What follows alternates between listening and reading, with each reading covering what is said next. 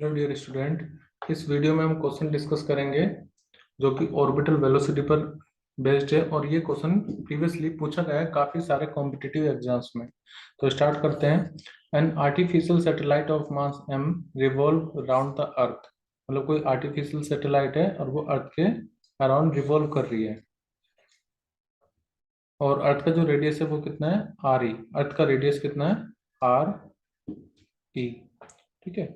और आगे वो बोला है कि एट अ हाइट एच, मतलब ये मान लेते हैं कि यहाँ से सरफेस से लेकर के यहाँ तक की जो हाइट है वो है एच हाइट पर। अब देखो ऐसे नहीं कि ये हाइट नहीं है, अर्थ के ऊपर आप कहीं पर भी जाओ वो किसी न किसी हाइट पर होगा।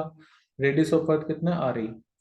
तो इट्स ऑर्बिटल वेलोसिटी इज, तो ऑर्बिटल वेलोसिटी बतानी है। तो देखो मैं आपको डायरेक्टली ऑर्बिटल वेलोसिटी का डेरिवेशन करवा देता हूँ, बहुत जल्दी हो जाएगा।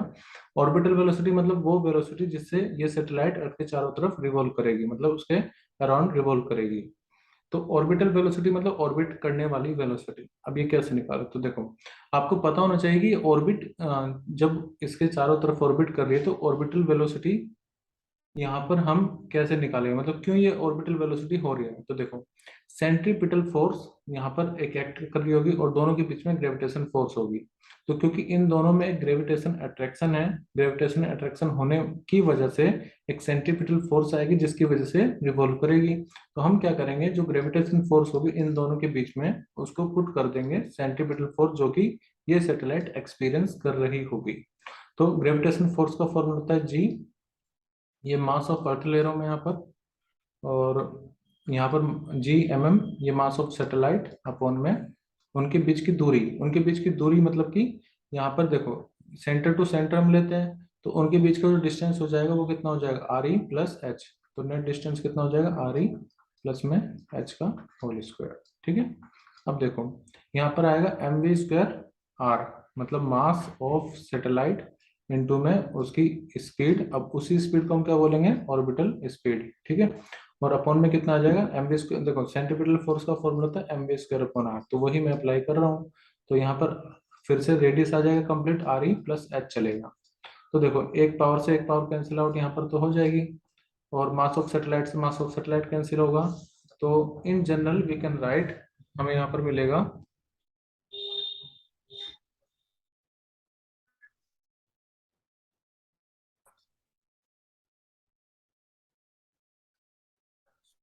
तो देखो ये आ जाएगा G, G mass of earth upon में R E plus h equal to v का स्क्वायर ऑर्बिटल वेलोसिटी। यहाँ से तो ये कैंसिल आउट हो गया, तो v नॉट इक्वल टू आ जाएगा, इसको मैं इस तरह से लिख रहा हूँ जी मास ऑफ अर्थ अपॉन में आर ई प्लस एच। ठीक है। जनरली आपने देखा भी होगा ऑर्बिटल वेलोसिटी, अब देखो स्क्वायर है यहाँ पर तो आपको रूट लेना पड़ेगा। तो v ऑर्बिटल कितना आ जाएगा रूट के जी एम अपॉन में आर ई प्लस एच।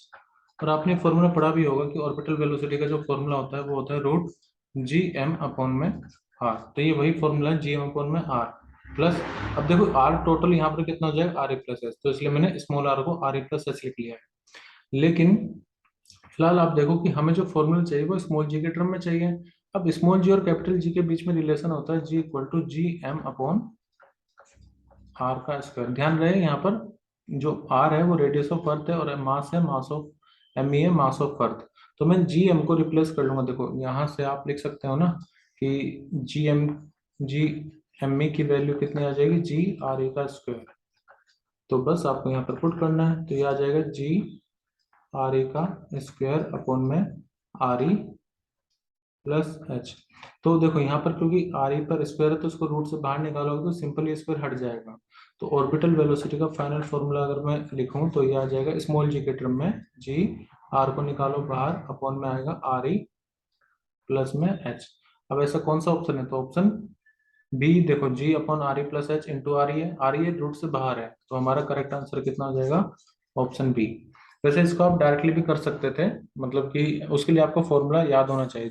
जैसे v naught equal to G M upon R E होता है, मतलब आर, तो जी एम को आप डायरेक्टली यहाँ से रिप्लेस करके भी आप कर सकते थे। वो आपको डेरिवेशन अगर नहीं आता है तो उस केस में मैंने आपको बता दिया कि कैसे आप इसको ड्राइव कर सकते हो।